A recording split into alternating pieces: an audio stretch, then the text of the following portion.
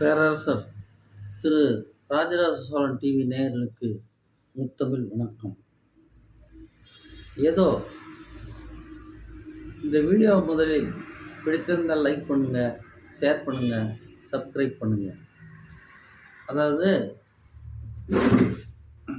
இந்த வீடியோவில் திராவிட முன்னேற்ற கழகத்தை பின்பற்றும் அரசியல்வாதிகள் தான் கலப்பு திருமணத்தை ஆதரித்தார்கள் என்று சொல்வார்கள். உண்மை அதுவல்ல. கலப்பு திருமணத்தை 10ஆம் நூற்றாண்டிலேயே ஆதரித்தார்கள். திருமணம் செய்து கொண்டு வாழ்ந்து காட்டியிருக்கிறார்கள் மக்களுக்கு. அந்த அடிப்படையில் நாம் பல 10ஆம் நூற்றாண்டு முன்பும் பின்புமே பல தமிழ் அரசர்கள் வாழ்ந்தார்கள், கலப்பு திருமணம் செய்து கொண்டார்கள். என்ன, அன்று ஜாதிகள் இல்லை, அன்று வர்ணங்கள் இருந்தது. அந்த வர்ணங்களை மாற்றி திருமணம் செய்து கொண்டார்கள். இன்று வர்ணங்களை ஜாதியாக பார்க்கிறார்கள். ஜாதியாக பார்த்து அந்த ஜாதி மேல் ஜாதி, இந்த ஜாதி கீழ் ஜாதி என்று திருமணம் செய்ய மாட்டேன், நான் உங்களை தெருவிலே நடக்க விட மாட்டேன், உங்களை தொடமாட்டேன், எங்களை தீட்டு ஒட்டிவிடும் என்று மனிதர்களுக்கு மனிதர்களே இழிவாக நடந்து கொள்ளக்கூடிய ஒரு சூழ்நிலையை இவர்கள் உருவாக்கினார்கள். அது 1947 இந்திய நாடு சுதந்திரம் அடைந்தவுடனே ஆனால் அம்பேத்கர் அவர்கள் தலைமையிலே ஒரு சட்டக்குழுவை ஏற்படுத்தி அதற்கு தலைவராக அண்ணல் அம்பேத்கரை போட்டு அந்த சட்டத்தை மிகவும் படித்தவர் என்ற காரணத்தால் அவரை எழுத சொன்னார்கள். அவர்கள் எல்லா ஜாதிக்காரர்களும் அதாவது இந்த பிராமணர்கள் எழுதிய மனுநீதி நூலிலிருந்து தான் அவர்கள் வர்ணங்களை, அதாவது சத்திரியன், சூத்திரன், அந்தணன், வைஷ்ணவன் என்ற 4 உட்பிரிவுகளை கொண்டுதான் சட்டத்தையே அவர் எழுதினார். அந்த மக்களுக்குரிய வெறுப்பு இல்லாமல் அந்த மக்களுக்குரிய சமபங்கீடையும், அதாவது ஜாதி அடிப்படையிலேயும் அவர்களுக்கு அரசு வேலை தர வேண்டும் என்றும் எழுதி வைத்தார். அதன் அடிப்படையிலே தாழ்த்தப்பட்ட என்று சொல்லக்கூடிய பறையர் இன, பறைசாற்றும் இன மக்களுக்கு 18% அவர்களுக்கு தனி இட ஒதுக்கீடாக இந்தியாவிலேயே முதலாக அவர்களுக்கு தான் ஒதுக்கப்பட்டது. அது மிகவும் நல்லதாகவே போய்விட்டது. அப்படி அந்த தாழ்த்தப்பட்ட பறையர் என்று சொல்லக்கூடிய அந்த மக்களுக்கு இடஒதுக்கீடு செய்யவில்லை என்றால் அவர்களுடைய சூழ்நிலை மேல் ஜாதிக்காரர்கள் பரிதாபமாகத்தான் ஆக்கியிருப்பார்கள். இன்று அண்ணன் தம்பியே, அக்கால் தங்கைக்கே, அதாவது அவள் உடன்பிறந்த சகோதரிக்கே நிலம் தர முடியாது, நகை தர முடியாது, எல்லாம் எனக்கே சொந்தம் என்று வாதாடக்கூடிய இந்த சமுதாயத்தில் அன்றைக்கு அவர் அப்படி எழுதியது சரிதாகத்தான் போய்விட்டது. அத்தி கூலிகளாய், அன்ன காவடிகளாய், தங்க வீடுமின்றி, உடுக்க உடைமின்றி, கல்வி எதுவுமின்றி, தன் உழைப்பே மூலதானம் என்று வாழக்கூடிய மக்கள் அன்றைக்கு உண்மையாலுமே வடநாடுகளில் மரத்துக்கடியிலே அவர்கள் படுத்து அத்திக்கூலிகளாய் வேலை செய்து தன் பெற்ற குழந்தைகள் தோளிலே சுமந்து கொண்டு வேலை செய்து அதை இந்த அளவுக்கு அவர்கள் முன்னேற்றிருக்கிறார்கள் என்றால் அதற்கு காரணம் அண்ணல் அம்பேத்கர் அவர்கள் எழுதி வைத்த அந்த சட்டம்தான். உள்ளபடியே மனிதாபிமானம் உள்ள யாரும் அதை பாராட்டுவார்கள். இன்று அந்த பாராட்டுதலை, அந்த எழுதியதை எதிராக வெறுக்கிறார்கள். ஏன் அவர் மட்டும் அந்த ஜாதிக்கு அப்படி செய்தார் என்று.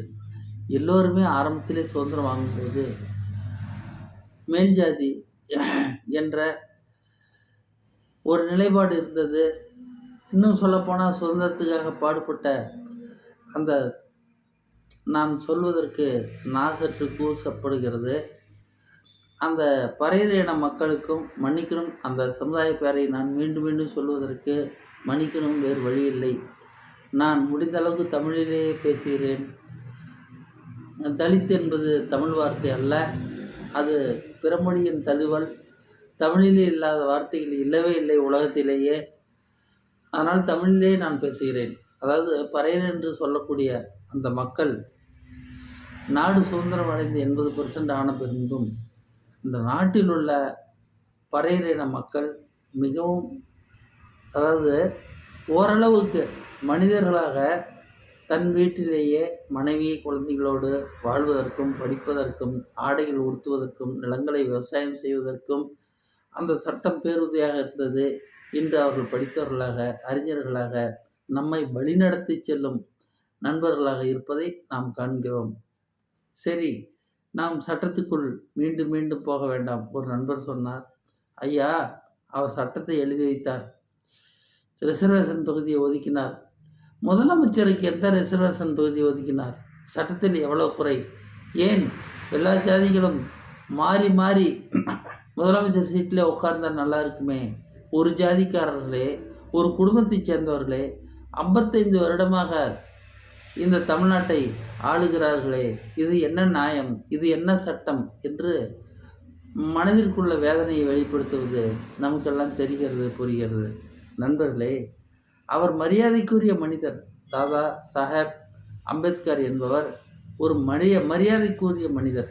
அவர் எல்லா சமுதாயத்தும் நன்றாக இருக்க வேண்டும் என்ற நல்லெண்ணத்தில் தான் அந்த சட்டத்தை எழுதி வைத்தார்.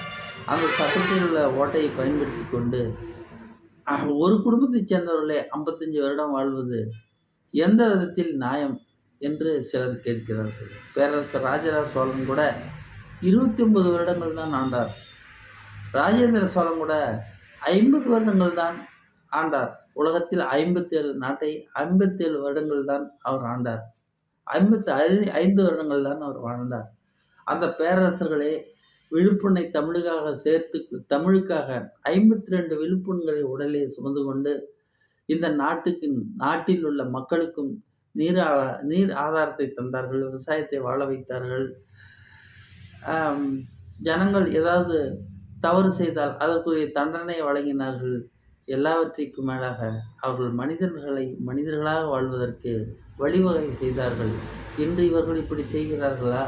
ஒரே குடும்பத்தைச் சேர்ந்தவரே 55 வருடங்கள் தொடர்ந்து ஆள்வது சுதந்திர நாட்டில் என்ன தவறு? இது அம்பேத்கர் எழுதியது மிகவும் தவறானது என்று ஒரு சிலர் மேடையிலே கூட பேசுகிறார்கள். சரி, இருக்கட்டும்.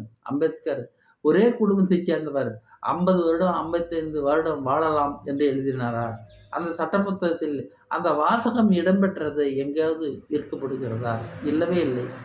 சட்டத்தை உனக்கு வாழ்வுக்கு தகுந்த மாதிரி அதை மாற்றிக்கொள்ளலாம் என்று தான் அவர் எழுதியிருந்தார். இவர்கள் மாற்றவில்லை. ஒரு குடும்பத்தைச் சேர்ந்தவரை ஆளுகிறார்கள். ஆளட்டும், வாழட்டும். அவர்கள் வசதியாக வாழட்டும், வசதி இல்லாதவர்களாக வாழட்டும். சரி, இப்பொழுது நாம் விஷயத்துக்கு வருவோம். ஐயா, அம்பேத்கர் சட்டம் எழுதினார். அந்த சட்டத்திலேயே அதாவது பறையர் என்று சொல்லக்கூடிய மக்கள் அவர்கள் உயர்ந்த நிலைக்கு வந்திருக்கிறார்களா என்றார். தாழ்த்தப்பட்ட மக்கள் உயர்ந்த நிலைக்கு வந்திருக்கிறார்களா என்றால் நிச்சயமாக அந்த சட்டத்தின் மூலம் வந்திருக்கிறார்கள். இப்பொழுது ஒன்று சொல்கிறேன். இந்தியாவின் ஜனாதிபதியாக இருந்த KR நாராயணன் அந்த பறையர் சமூகத்தை பின்பற்றுபவர் ஆவார். அவர் இந்தியாவின் மூத்த குடிமகன் என்று சொல்லக்கூடிய அந்தஸ்திலே இருந்தார். அதை நாம் வாழ்த்துவோம், வணங்குவோம். அதே டைமில் உயர்குடி என்று சொல்லக்கூடிய தமிழ் மொழியை பின்பற்றும் வெங்கட்ராமன் அவர்களும் அதே பதவியில் இருந்தார். அப்பொழுது சட்டத்தில் சரிசமமாக்கப்பட்டிருந்தது. சரி, முதலமைச்சர்கள் யார் இருந்தார்கள்? இப்போ இருக்கிறார்களே, மாயாவதி இருந்தார், கர்நாடகாவிலே இருந்தார், அது மகாராஷ்டிராவிலே ஒரு முதலமைச்சர், அவர் பெயர் தெரியவில்லை, நல்ல பெயர். அவர் கூட தாழ்த்தப்பட்ட சமுதாயத்தைச் சேர்ந்தவர் தான் முதலமைச்சராக இருந்தார். ஆனால் பெரியார் பிறந்த இந்த ஈரோட்டு மண்ணில் அதாவது தாழ்த்தப்பட்ட மக்களுக்கே நான் வாழ்கிறோம், வளர்கிறோம், தாழ்த்தப்பட்ட மக்களை கூட என் மகனுக்கு நான் திருமணம் செய்து வைக்கிறேன் என்று வைத்தார்களே, இவர்கள் ஆண்டு கொண்டிருக்கும் இந்த தமிழ் பூமியில் பச்சை தமிழர்களான ஆதி திராவிடர்கள் என்று சொல்லக்கூடிய பறையர்கள் யாராவது முதலமைச்சர் ஆக்கினார்களா? இல்லையே. ஒரு வார்த்தை கூட நான் தாழ்த்தப்பட்ட சமுதாயத்தை முதலமைச்சர் ஆக்குவேன் என்று யாரும் சொல்லவில்லை.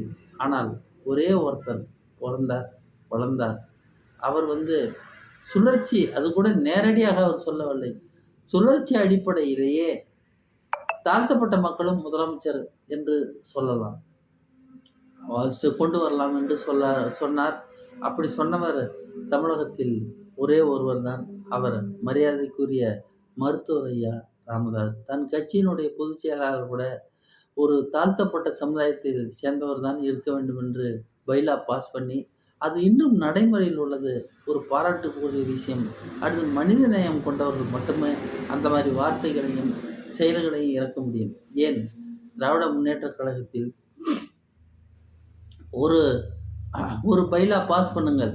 அதாவது கலப்பு திருமணம் செய்தவர்கள் தான் திராவிட முன்னேற்றக் கழகத்தில் அடிப்படை உறுப்பினராக இருக்க முடியும். இல்லையென்றால் அடிப்படை உறுப்பினர்களாக இருப்பவர்கள் நீக்கப்படுவார்கள் என்று ஒரு வார்த்தை போட்டாலே போதும். சரி, ஓரளவு கலப்பு திருமணங்கள் கட்சிக்காக செய்து கொண்டு தன் வாழ்க்கையை தமிழர்கள் வாழ்வதற்கு வாய்ப்பு இருக்கிறது. அதுவும் முடுங்கள்.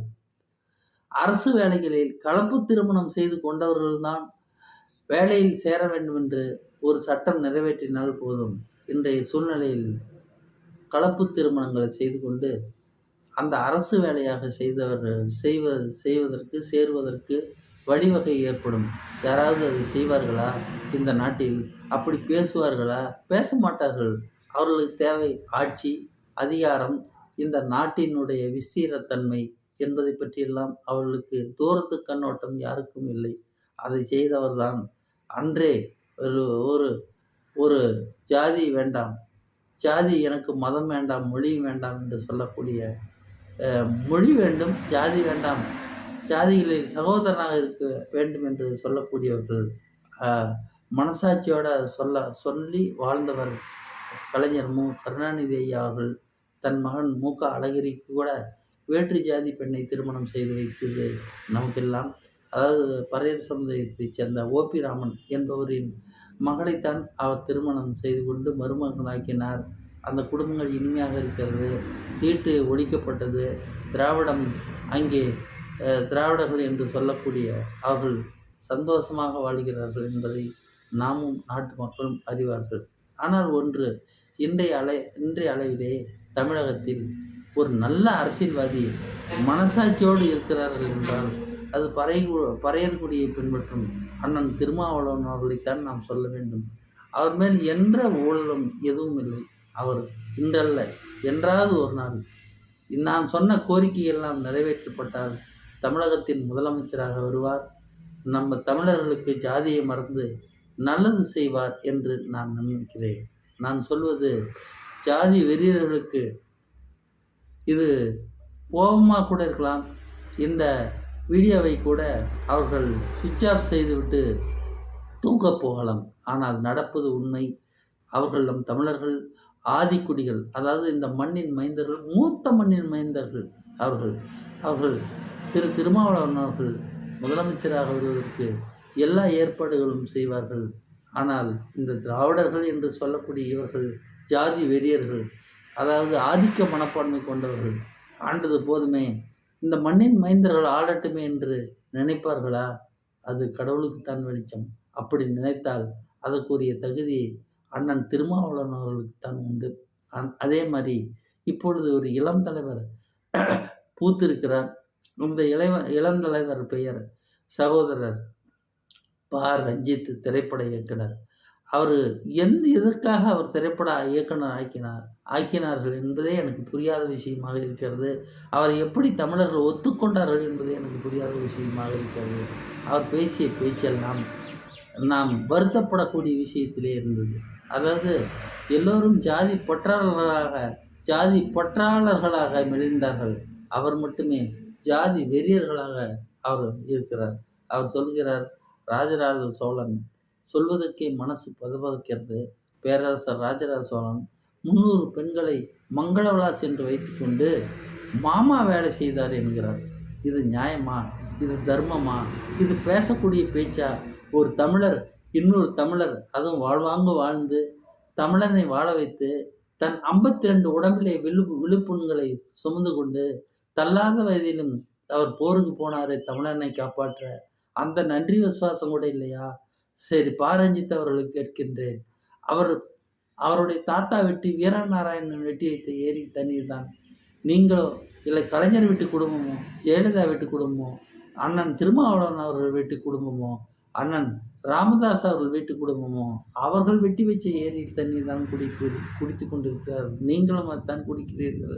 சரி, ஒரு உப்பு விசுவாசம் என்று தமிழில் சொல்வார்கள். அவர் வெட்டி வைத்த ஏரி தண்ணீரை குடித்துவிட்டு சென்னையில் இருந்து கொண்டு அவரையே இழிவாக மலிவாக பேசுவது எந்த விதத்தில் நியாயம்? இப்பொழுது உங்களுடைய உண்மையான விசுவாசம் தெரிகிறதா?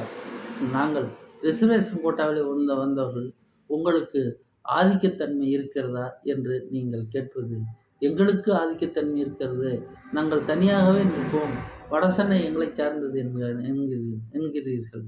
40% பறையர்குடி மக்களே இருக்கிறோம் என்கிறீர்கள். இருக்கட்டும், 50% கூட இருக்கட்டும், தமிழர்கள் தானே. எங்களையே நீங்கள் பிரித்தாள்கிறீர்கள்.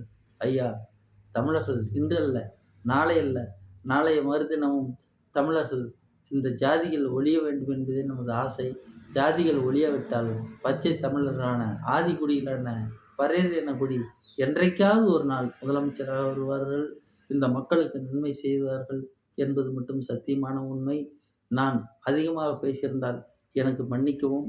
நான் கற்ற வரைக்கும், நான் ஆசைப்பட்ட விதங்களை வரைக்கும் நான் பேசிவிட்டேன். இதில் எந்த தவறும் இல்லை என்று தான் நான் நினைக்கின்றேன். இந்த காணொளியை கண்ட நீங்கள் லைக் பண்ணுங்கள், ஷேர் பண்ணுங்கள், சப்ஸ்கிரைப் பண்ணுங்கள். கண்டிப்பாக சப்ஸ்கிரைப் பண்ணுங்கள். இந்த காணொளி கண்ட உங்கள் அனைவருக்கும் இதயபூர்வமான வணக்கம். இப்பொழுது கலப்பு திருமணம் என்றால் என்ன? அரசர்கள் காலத்தில் எப்படி கலப்பு திருமணம், அன்றைக்கு வர்ணங்கள், அந்த கலப்பு திருமணத்தை பற்றி நான் மாலையிலே வீடியோ போடுகிறேன். தயவுசெய்து எந்தெந்த அரசர்கள் எப்படி கலப்பு திருமணம் செய்து கொண்டு வாழ்வாங்கு வாழ்ந்தார்கள் என்பதை நான் மீண்டும் உங்களுக்கு சொல்கிறேன். நன்றி, வணக்கம்.